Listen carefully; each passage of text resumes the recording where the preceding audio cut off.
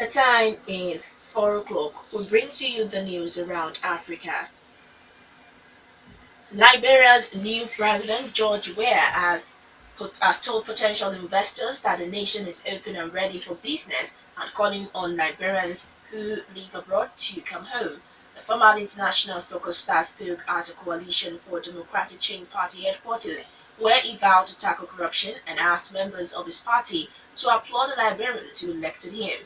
Where won Tuesday's runoff with 61.5% of the vote over Vice President Joseph Boakai, who got 38.5%, according to final results. They called on Liberians living abroad to come home. This is a new dispensation. He also called for foreign investment as the flow to aid to Liberia is in decline.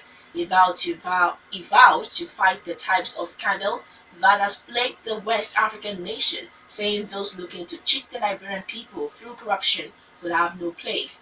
Benyan Kota, who listened to Weah's speech on the radio, said he appreciated the statement about tackling corruption and about inclusion. Security forces in the Democratic Republic of Congo have killed at least 7 people at a protest calling for President Joseph Kabila to step down. Police said 3 people had died and 2 of the deaths were being investigated. Church activists and opposition parties had backed the demonstration. Under a deal reached a year ago, Mr. Kabila was due to step down by the end of 2017. That was a year after the end of his second term in office. An election to replace him has now been delayed until December 2018. Mr. Kabila has been in power since 2001.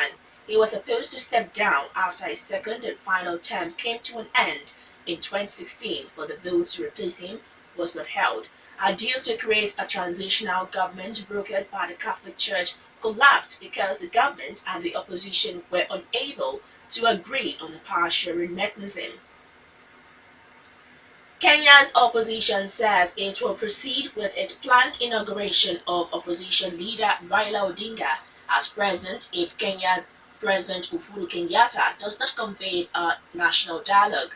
Kenyatta won October's election after Odinga boycotted the vote. An expert warned that an opposition inauguration could create even more division in the country. Deputy opposition leader Kalonzo Musyoka, who has been out of the country for 3 months caring for his sick wife, said the only thing that can stop the opposition inauguration is dialogue. The opposition boycotted the repeat October poll after the Electoral Commission failed to make demands for reform.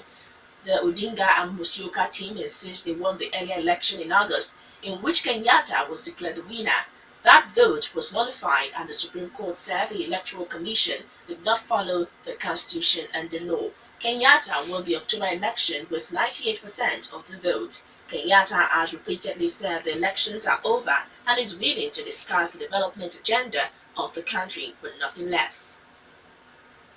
In Zimbabwe, some residents in the capital Harare want the mayor to step down because of chronic bad tap water. They had urged citizens to use caution as water in Zimbabwe's capital was not safe to drink. Residents directed their anger to Mayor Bernard Mangiyeni during a public meeting where they complained about muddy, colored, and smelly drinking water. Some parts of the capital city have gone for weeks or months with dry taps, despite above normal rain in Zimbabwe last season. At least 36 people have died in a head-on collision between a lorry and a Nairobi-bound bus on a notoriously dangerous road near Mega in Kenya. Local officials said the accident happened while the bus was speeding and on the wrong lane. The World Health Organization (WHO) has ranked Kenya as one of the world's worst countries for road safety.